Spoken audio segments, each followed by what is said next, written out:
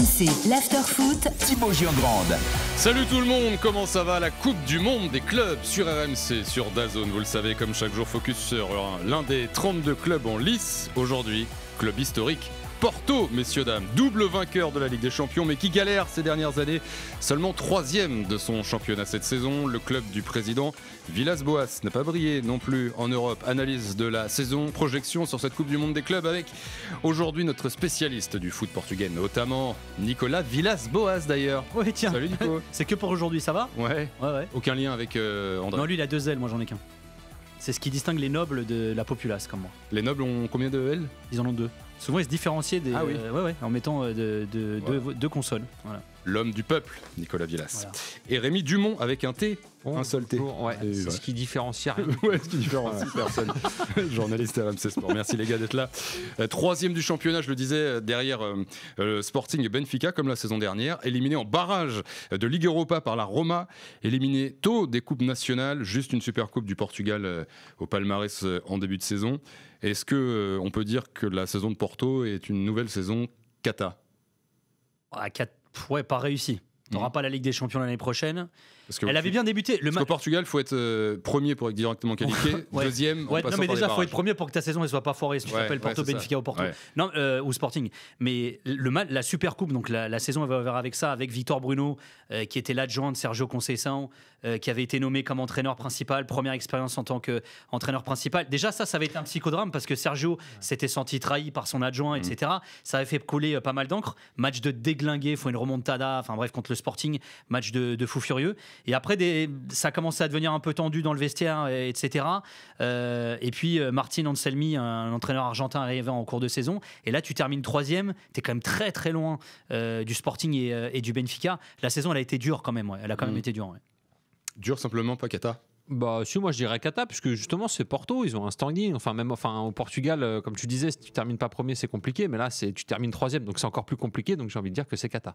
Ouais, l'ère Villas-Boas, on le disait, démarre quand même de manière très compliquée. L'ancien entraîneur de Marseille, bien sûr, qui a été élu président de Porto l'année dernière. Pourquoi c'est aussi compliqué son début d'ère? C'est lui qui fait plein d'erreurs en fait? Non, c'est qu'il hérite d'une situation qui est hyper compliquée. C'est-à-dire, lui, il arrive, le club est dans une situation économique qui est assez tendue, on va dire. Et puis, surtout, il passe quand même derrière quelqu'un qui s'appelle Pinto da Costa, qui était là depuis 81, qui est décédé d'ailleurs il y a pas très longtemps. Donc, il passe derrière l'une des personnalités les plus emblématiques du foot portugais et surtout au FC Porto. Alors après, on l'aime, on l'aime pas. Il y a des histoires judiciaires, etc. Mais ça a été quelqu'un vraiment de prononcé. C'est difficile de passer derrière lui, mais surtout, lui, quand il arrive, il commande un audit des comptes du club et il se rend compte que les caisses sont... Non seulement elles sont vides, mais il y a des dettes à rembourser en plus. Hein. Ils avaient une menace de ne pas pouvoir être inscrits dans les compétitions européennes parce qu'ils devaient de l'argent à certains clubs, à certains agents, etc. Et lui doit composer avec ça. Donc en gros, c'est système D, c'est comment je fais pour attirer des bons joueurs gratos tant qu'à faire et vendre quand même des joueurs pour faire rentrer de l'argent dans les caisses. Donc c'est ce qui a été longtemps la philosophie de Porto et ce que longtemps Porto a réussi à faire quand même. Oui, et ce qui d'ailleurs, je pense, vont continuer à faire parce qu'ils ont quand même des joueurs qui sont pas mal valorisés. Mais non, c'est très compliqué. C'est pas lui. Alors moi, oui, après on peut dire il a peut-être fait une erreur en mettant Victor Bruno comme entraîneur. Alors est-ce qu'il était prêt ou pas? Comment le vestiaire a vécu le fait que l'ancien adjoint devienne entraîneur principal, que l'ancien principal se sente trahi? Tout ça, je pense qu'on en reparlera et on fera le bilan plus tard. Mais Et comment Conceição, il n'était pas en fin de contrat? Il pouvait renouveler en plus. Non, c'est pour ça. Il y avait. Alors en fait, Sergio avait dit, moi, parce que Pinto da Costa était candidat à sa propre succession, il a dit, il s'était manifesté comme un soutien de Pinto da Costa. Il était là lors de ses meetings, parce que c'est vraiment les campagnes présidentielles, c'est des vraies campagnes présidentielles. Ouais. Il était là présent lors de ses meetings, et à partir du moment où Villas-Boas a été élu, il gagne à 80% des voix, ce qui était complètement inattendu. Il faisait, on va dire. Il était favori, mais aussi largement, on s'y attendait pas nécessairement. Et derrière, en gros, Villas-Boas a dit, moi, je suis prêt à discuter avec Sergio. Et Sergio, de lui-même, s'est retiré, il s'est effacé.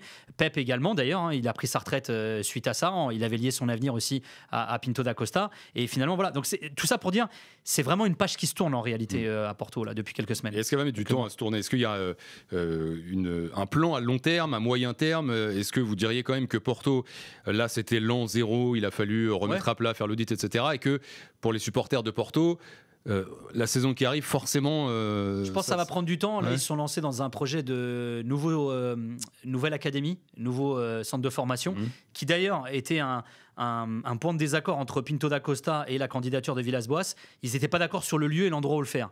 Au final, Pinto da Costa, avant de perdre les élections, avait signé pour l'achat de terrain pour construire un centre de formation. Villas-Boas a réussi à trouver un accord pour récupérer l'oseille, en gros, et effacer ça et le faire à un autre endroit qui était plus rentable pour Porto. Donc lui, il veut miser sur la formation en se disant on n'a plus d'oseille. On peut plus recruter comme avant, il n'y a plus la TPO, on pouvait acheter des parties de joueurs et les revendre, etc. Faut qu'on trouve un autre système. Et pour lui, le système, c'est miser sur la formation. Et on va en reparler derrière. Il y a des très bons jeunes joueurs à Porto aujourd'hui. Martin Anselmi, arrivé en janvier, Nico le disait. Est-ce que c'est l'homme de la situation? Rémi, tu as quelques stats sur l'entraîneur 18 matchs avec Porto, 1,89 points par match. Après, il a été nommé en janvier. Et vu la saison de Porto, c'est compliqué. Après, je regardais ce qui fait mal aussi cette saison, c'est qu'il n'y a aucune victoire contre Benfica et le Sporting. Il y a au mieux match nul, au pire défaite. Même pas en plus. Si, il y a match nul contre le Sporting à la 21e journée. Et puis je regardais en termes de classement, ça fait quand même depuis 2021-2022, cette saison-là, que Porto n'a pas gagné le championnat. Ça commence à faire long quand même. Ouais, après c'est pareil, Anselmi il débarque, alors pareil, ça a été un recrutement qui a été assez litigieux. Il était sous contrat avec un club au Mexique.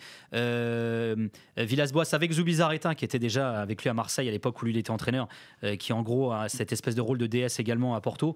Ils ont absolument vouloir faire venir ce jeune entraîneur argentin. Voulu faire venir. Mais je ne parle pas très bien, je me débrouille quand même. Non, on va essayer de la faire en français. On va la faire. Ils ont voulu le faire venir absolument et ils l'ont fait venir. Le club mexicain a porté une réclamation auprès de la FIFA. Enfin, tout ça a été un peu compliqué. Et lui, c'est pareil, il est tout jeune, il découvre aussi l'Europe. Quel est le joueur de la saison de Porto, celui qui hype Rémi et Nico pour cette Coupe du Monde des clubs? Quelle ambition pour Porto? On continue le débat juste après ça. Porto, aujourd'hui, au programme, focus sur le club 2 fois vainqueur de Ligue des Champions, mais qui galère ces dernières années. L'ambition sur la Coupe du Monde des clubs, dans quelques instants, on vous donnera le groupe, les adversaires de Porto. Mais d'abord, qui est, selon vous, Nico, Rémi, le joueur de cette saison? Rémi. Eh ben, pour moi, c'est Rodrigo Mora, à ne pas confondre avec Francisco Moura, parce que quand tu tapes sur Internet, je me suis fait quelques blagues. Lucas Mora, c'est donc 18 ans, 1m68, surtout 11 buts en 4 passes D en 37 matchs cette saison, et surtout des buts de folie, quoi. C'est un dribbleur, il est provocateur dans le jeu, enfin, c'est vraiment le joueur frisson, je trouve, de l'équipe. En plus, la pépite, il est hyper jeune, il a été prolongé il y a pas longtemps, il y a une clause maintenant qui a plus de 100 millions d'euros pour aller le chercher, sachant que je regardais sur Transfermarkt, il est évalué à 40 millions d'euros. Pour moi, c'est vraiment le joueur qui a donné un petit peu de positif cette saison. À l'heure où on enregistre, il est toujours à Porto, hein, c'est vrai que c'est le genre de joueur on en parle beaucoup à Paris. Nico, en fait, tout le monde aurait voulu donner le même nom, on a choisi un autre, mais un mot sur Crack. En tout cas, c'est la pépite. Ouais. D'ailleurs, à tel point qu'il n'y a même pas 18 piges, Roberto Martinez, le sélectionneur du Portugal, a déjà convoqué en A. Enfin, vraiment, c'est un. Alors, ce qui est marrant, c'est que moi, j'ai des potes qui ont des potes à eux qui bossent dans l'académie du FC Porto. Ah oui, le copain du copain. Non, mais ça fait 5 ans que le mec me dit. Il y avait lui, le fils de Sergio Conceição, qui est prêté à la Juve en ce moment, et il me disait, tu verras, crack incroyable, etc. Ah ouais. Et c'est un peu le même genre de joueur, en plus, très petit gabarit. Ouais. Alors, Sergio Conceição, c'est un joueur, Francisco, c'est un joueur un peu plus vif, etc. On commence un peu à le connaître maintenant. Rodrigo Mora, c'est plus fin. Vraiment, c'est un joueur à l'ancienne, mais de fou. Il est tout frêle.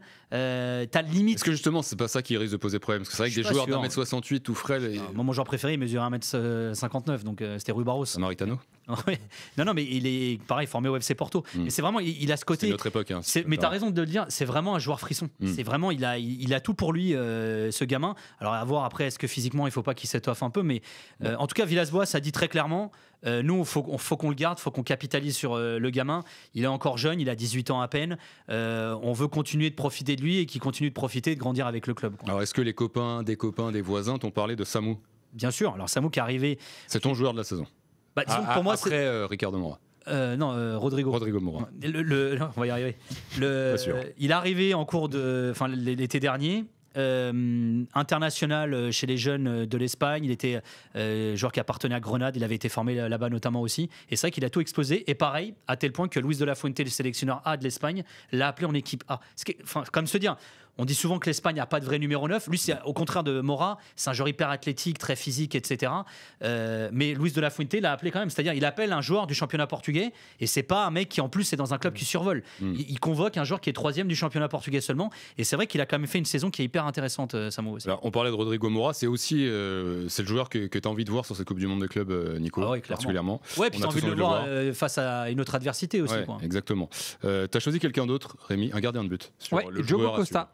Le capitaine, le gardien qui est courtisé par Manchester City. Donc pareil, là, alors on se parle, je ne sais pas s'il jouera dans un groupe ou dans l'autre, hein, avec City ou Porto, mais je trouve que voilà, c'est un gardien intéressant dans le sens où je me souviens qu'il y a 2-3 ans, notamment à l'époque du Lyon-Porto en Europa League, il commençait à éclore et on parlait de lui en sélection. Depuis, il a enchaîné les sélections puisqu'il en compte maintenant 34 avec le Portugal, c'est lui gardien de la sélection. Et je me demande ce que ça va donner au niveau international plus avec la Coupe du Monde des clubs, parce que il va avoir face à lui d'autres types d'attaquants quand on voit le groupe de Porto. Donc j'ai hâte de voir ce que ça va donner, et surtout si il n'est pas transféré d'ici là, comment il va gérer justement les rumeurs de transfert autour de lui. Crack Diogo Costa, Nico. Après, c'est aujourd'hui le gardien numéro 1 de la sélection. Non, il est pas bof. Il a une grosse spécialité. Il avait brillé notamment à l'Euro. C'est les pénaltys. Les pénaltys, les tirs au but, etc. Lui, c'est sa spécialité. En revanche, sur tout ce qui est sortie aérienne, et là, moi, je me souviens aussi des phases finales avec le Portugal aussi, c'est un peu ce qu'on lui a reproché. Il manque parfois d'autorité dans la surface. C'est pour ça, lui, ça fait un moment qu'il a annoncé et à United et à City. Moi, je serais curieux de le voir dans un championnat plus athlétique encore. Alors, on le verra possiblement sur cette Coupe du Monde des clubs où Porto affrontera Palmeiras, l'Inter Miami et Al Ahly. Bon, là, normalement, ça sort. On disait, cette fois, moi, je trouve ça hyper. Moi, Palmeiras, j'ai hâte de voir. En plus, c'est un entraîneur, Abel Ferreira, un entraîneur portugais qui connaît très bien cette équipe. Al Ahly, sous-estimez pas, c'est l'une des équipes les plus cotées en Afrique. Ils ont coté un gros joueur là récemment. Ouais, et puis l'Inter Miami, après, moi, je sais pas trop les juger, les jauger non plus. Mais moi, je trouve que c'est un groupe hyper homogène, moi. Et surtout, ce qui est terrible pour Porto, si ça passe ce groupe, ça s'arrête probablement en 8e. Ce que tu croises avec le groupe B, donc c'est PSG ou Atlético, si tu te qualifies en 8e de finale. Ça passe tranquille. Ouais. Non, donc à la limite, 8e de finale, vu le tirage, ce sera une compétition correcte pour Porto, quoi. Ouais, c'est tout. Ouais. Une saison très, très compliquée s'il passe pas. Le Porto jusqu'à la Ligue. Connaissais pas celle-là. J'ai entendu en régie. C'est moi qui c'est pas sorti tout seul. Merci les gars, Rémi Dumont, Nico Villas. Je vous rappelle que la Coupe du Monde des clubs, bien sûr, c'est à suivre sur RMC et sur DAZN. RMC, l'after foot.